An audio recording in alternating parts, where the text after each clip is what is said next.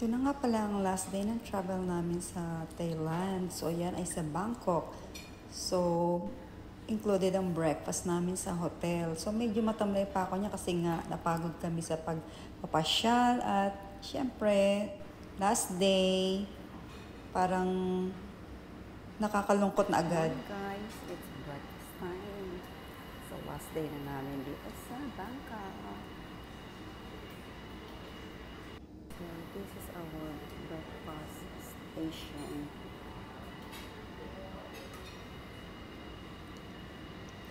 At yan pala ang kanilang breakfast station. Maraming option at alam nyo guys, yung hindi siya pang breakfast talaga, pwede na rin pang lunch. Ayan, may mga sausage,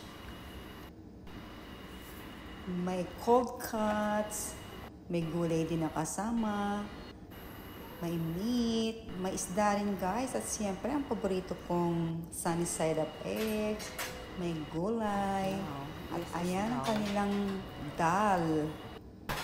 Ano kaya lasa niya na, no? Mamaya malalaman natin. There you go. That's my first round. At ayan guys, ang aking patinapay pa dyan at pagulay. Siyempre, hindi mawawala ang egg.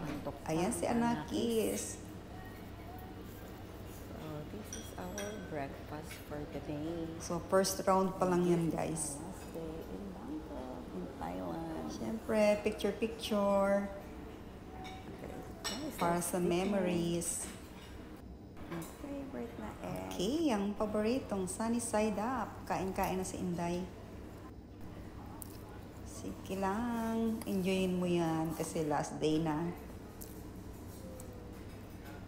At syempre, pagka naka-hotel tayo, dapat sulit ang ating mga kinakain. Lubos-lubosin na. At ang paborito kong cappuccino. Yum! Ayan, sige pa. Enjoy lang.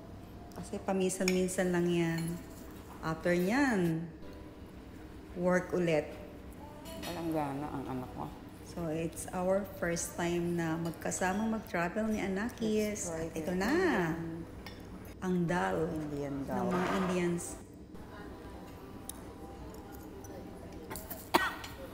Pakaanghang.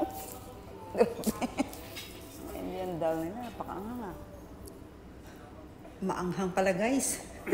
Hindi carry. Mabigat tong Indian dal na to. I cannot. This cannot be. So that's our last day here in Bangkok. Thank you so much guys for watching. Please follow for more updates. Bye.